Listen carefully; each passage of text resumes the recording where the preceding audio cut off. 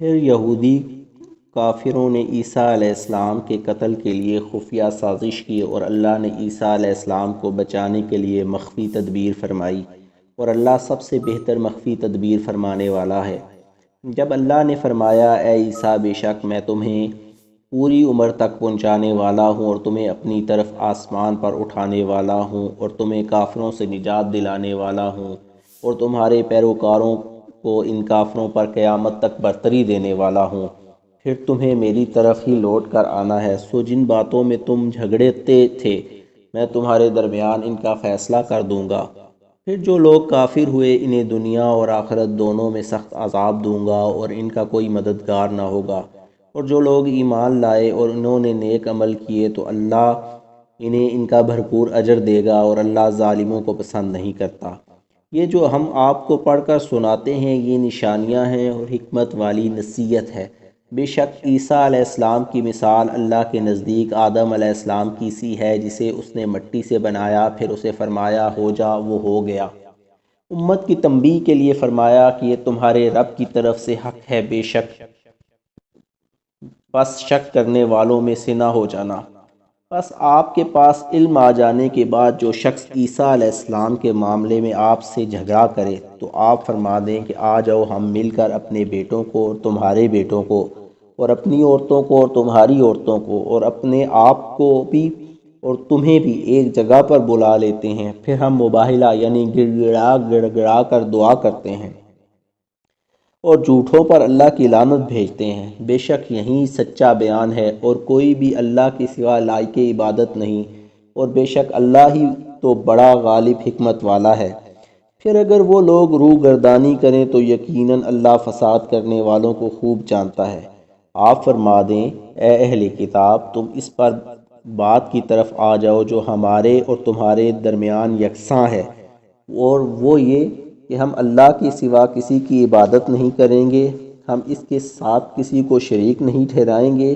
اور ہم میں سے کوئی ایک دوسرے کو اللہ کے سوا رب نہیں بنائے گا۔ پھر اگر وہ روح گردانی کریں تو کہہ دو کہ گواہ ہو جاؤ کہ ہم تو اللہ کے تابع فرمان مسلمان ہیں۔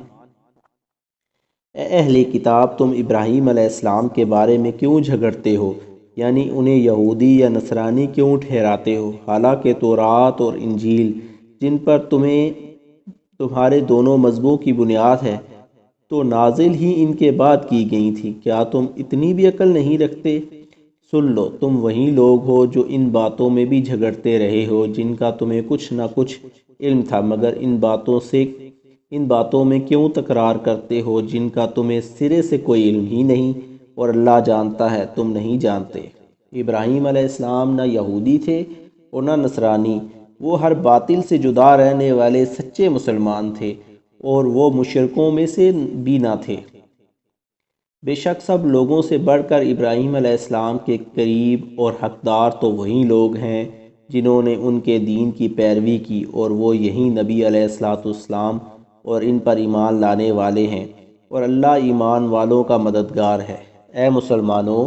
اہل کتاب میں سے ایک گروہ تو شدید خواہش رکھتا ہے کہ کاش وہ تمہیں گمراہ کر سکیں،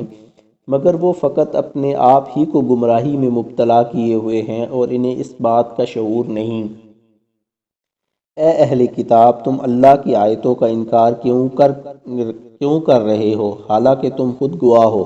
یعنی تم اپنی کتابوں میں سے کچھ پڑھ چکے ہو، سب کچھ پڑھ چکے ہو۔ اے اہل کتاب تم حق کو باطل کے ساتھ کیوں خلط ملط کرتے ہو اور حق کو کیوں چھپاتے ہو، حالانکہ تم جانتے ہو۔ اور اہل کتاب کا ایک گروہ لوگوں سے کہتا ہے کہ تم اس کتاب قرآن پر جو مسلمانوں پر نازل کی گئی ہے دن چڑھے یعنی صبح ایمان لایا کرو اور شام کو انکار کر دیا کرو، تاکہ تمہیں دیکھ کر وہ بھی برگشتہ ہو جائیں، اور کسی کی بات نہ مانو سوائے اس شخص کے جو تمہارے ہی دین کا پیروکار ہو۔ فرما دیں کہ بے شک ہدایت تو فقط ہدایت الہی ہی ہے، اور اپنے لوگوں سے مزید کہتے ہیں کہ یہ بھی ہرگز نہ ماننا کہ جیسی کتاب یا دین تمہیں دیا گیا اس جیسا کسی اور کو بھی دیا جائے گا، یا یہ کہ کوئی تمہارے رب کے پاس تمہارے خلاف حجت لا سکے گا۔ فرما دیں بے شک فضل تو اللہ کے ہاتھ میں ہے، جسے چاہتا ہے عطا فرماتا ہے، اور اللہ وسعت والا بڑا علم والا ہے۔ وہ جسے چاہتا ہے اپنی رحمت کے ساتھ خاص فرما لیتا ہے، اور اللہ بڑا فضل والا ہے۔ اور اہل کتاب میں ایسے بھی ہیں کہ اگر آپ اس کے پاس مال کا ڈھیر امانت رکھ دیں تو وہ آپ کو لٹا دے گا، اور اگر انہی میں ایسے بھی ہیں کہ اگر اس کے پاس 1 دینار امانت رکھ دیں تو آپ کو وہ بھی نہیں لٹائے گا، سوائے اس کے کہ آپ اس کے سر پر کھڑے رہیں، یا اس لیے کہ وہ کہتے ہیں کہ ان پڑھوں کے معاملے میں ہم پر کوئی مواخذہ نہیں، اور اللہ پر جھوٹ باندھتے ہیں اور انہیں خود بھی معلوم ہے۔ ہاں، جو اپنا وعدہ پورا کرے اور تقوی اختیار کرے اس پر واقعی کوئی مواخذہ نہیں، سو بے شک اللہ پرہیزگاروں سے محبت فرماتا ہے۔ بے شک جو لوگ اللہ کے عہد اور اپنے قسموں کا تھوڑی سی قیمت کے عوض سودا کر دیتے ہیں، یہی وہ لوگ ہیں جن کے لیے آخرت میں کوئی حصہ نہیں، اور نہ قیامت کے دن اللہ ان سے کلام فرمائے گا، اور نہ ہی ان کی طرف نگاہ فرمائے گا، اور نہ انہیں پاکیزگی دے گا،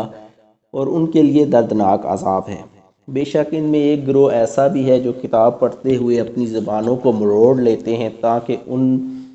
تاکہ تم ان کی الٹ پھیر کو بھی کتاب کا حصہ سمجھو، حالانکہ وہ کتاب میں سے نہیں ہے، اور کہتے ہیں یہ سب اللہ کی طرف سے ہے، اور وہ ہرگز اللہ کی طرف سے نہیں ہے، اور وہ اللہ پر جھوٹ کرتے ہیں، اور یہ انہیں خود بھی معلوم ہے۔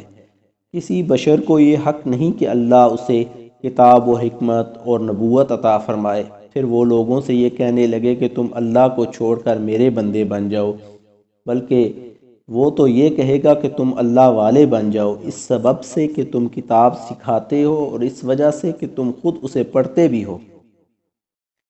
اور وہ پیغمبر تمہیں یہ حکم کبھی نہیں دیتا کہ تم فرشتوں اور پیغمبروں کو رب بنا لو،